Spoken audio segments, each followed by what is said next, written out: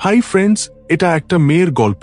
এককালে দুবেলা খাবারের জন্য হাহাকার করত, আজ কোটি কোটি টাকার মালিক। কিন্তু প্রশ্নটা কি জানো? সেই একটা রাতে কি হয়েছিল? সেটাই তার ভাগ্যকে উল্টে দিয়েছে। গাঁয়ের সবচেয়ে গরিব বলা হতো তাকে। চাকরি খুঁজতে খুঁজতে একদিন এক ধনী লোকের বাড়িতে পৌঁছে গেল। লোকটা প্রথমে তাকে কাজের মেয়ে রাখল। কয়েকদিন পরই নিজের সমস্ত সম্পত্তি তার নামে লিখে দিল। দুবাইয়ে কেনা নতুন ফ্ল্যাটও তার নামেই করে দিল। এখন ভেবে দেখো, কোনো ঝামেলা ছাড়া আনন্দে নিজের সমস্ত সম্পত্তি একটা অচেনা মেয়ের নামে কেন লিখবে কেউ? এটা কি মেয়েটার চালাকি, নাকি সেই রাতে কিছু ঘটেছিল? জানলে তোমরা অবাক হবে। ভালোবাসা আছে, প্রতারণা আছে, একটা রহস্য আছে। সেটাই সবকিছু বদলে দিল। দেখা যাক সবকিছু বদলে দেওয়া সেই রাতটাকে। এটা সরলার গল্প। একটা মেয়ের সব হারালেও হারেনি, ভালোবেসেছিল, ঠকেছিল। সেই ঠকানোকেই নিজের শক্তি বানিয়ে নিল। সকালবেলা রাস্তার ধারে ধুলো উড়ছে, সূর্যের প্রথম রোদ ছড়াচ্ছে। সরলা হাতে একটা পুরনো চিঠি নিয়ে এক একটা বাড়ির দরজায় ধাক্কা দিচ্ছে। চিঠিতে লেখা, চাকরি চাই, রান্না করব, কাপড় কাচব, পরিষ্কার করব, যোগাযোগ করুন সরলা। সব জায়গায় একই উত্তর, আমাদের বাড়িতে কাজের লোক আছে। অন্য জায়গায় দরজা বন্ধ করে দেবে। সে ক্লান্ত হয়ে পড়েছে, কিন্তু হার মানা তার জানা নেই। কারণ বাড়িতে তার ছোট মেয়ে পানি ছাড়া ঘুমোচ্ছে। স্বামী সে বছর কয়েক আগে একটা রোগে মারা গেছে। এখন সরলার কাছে শুধু তার মেয়ে। দুপুরে সে একটা নতুন কলোনিতে গেল। পরিষ্কার সুন্দর রাস্তা, উঁচু দেওয়াল, প্রতিটা গেটের সামনে সিকিউরিটি। সে চিঠিটা নোটিশ বোর্ডে আটকে শান্তভাবে হাঁটতে লাগল। তখনই পেছন থেকে একটা কালো BMW এসে দাঁড়াল। ড্রাইভার নামল। তার নাম রাজু। সে চিঠি পড়ছে। সঙ্গে সঙ্গে ভিতর থেকে গাড়ির দরজা খুলে একজন বেরোল। আমির মালহোত্রা, স্যুট বুট পরে, খুব স্টাইলিশ। মুখে শান্তি, কিন্তু চোখে একটা শূন্যতা। আমির জিজ্ঞেস করল, এই চিঠি কে লাগিয়েছে? রাজু বলল, স্যার, কোনো মেয়ে চাকরি খুঁজছে। আমির মাথা তুলে সরলাকে দেখল। সে রোদে দাঁড়িয়ে, ঘামে ভিজে গেছে, কিন্তু মুখে ভালো রং। আমির সহজে বলল, তোমার চাকরি লাগবে? সরলা বলল, হ্যাঁ স্যার, রান্না করব, বাড়ি পরিষ্কার করব, যে কোনো কাজ করব স্যার। আমির বলল, রাজু, কাল ওকে নিয়ে আয়, দেখি। সে চলে গেল, কিন্তু যেতে যেতে এক মুহূর্ত সরলার দিকে তাকাল। পরদিন রাজু সরলার বাড়ি এল। মা, স্যার বলেছেন কাল সকাল থেকে কাজে আসতে। সরলার মুখে মাস কয়েক পর হাসি ফুটল। সে ঈশ্বরকে ধন্যবাদ দিল। সকালে সে আমিরের বাংলোয় এলে গেটের সামনে সিকিউরিটি জিজ্ঞেস করল, নাম? সরলা। সে উত্তর দিল।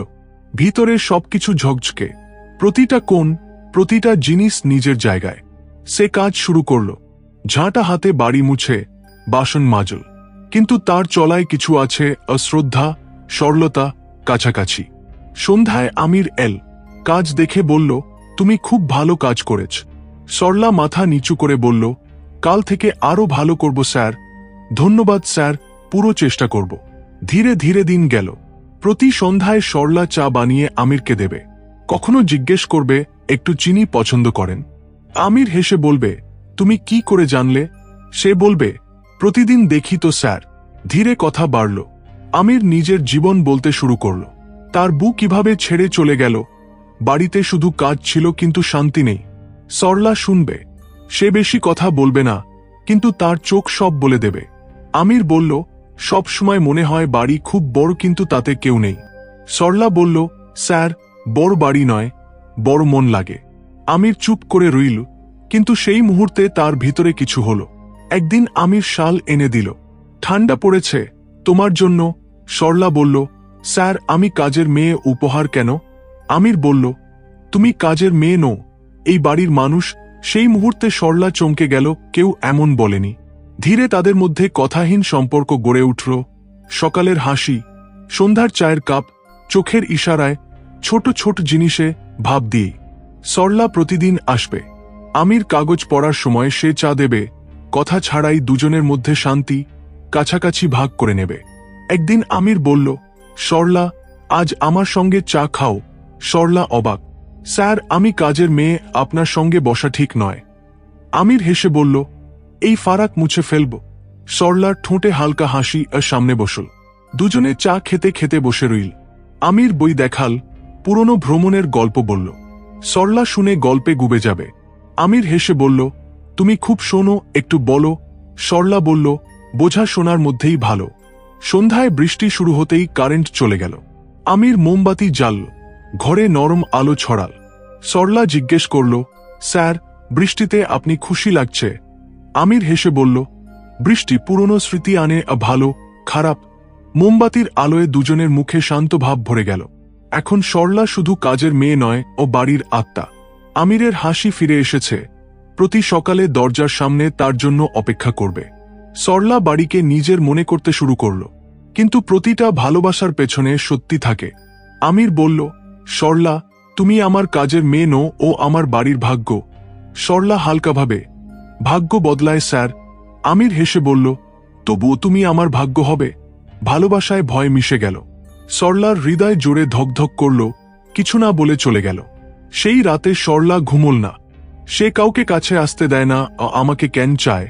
বৃষ্টির শব্দে তার হৃদয় ধকধক করছে। জানলা দিয়ে উল্টো বাড়ি দেখে প্রতিটা জিনিস নিজের মনে হচ্ছে। পরের দিনগুলোতে আমির সরলার মধ্যে গভীর সম্পর্ক গড়ে উঠল।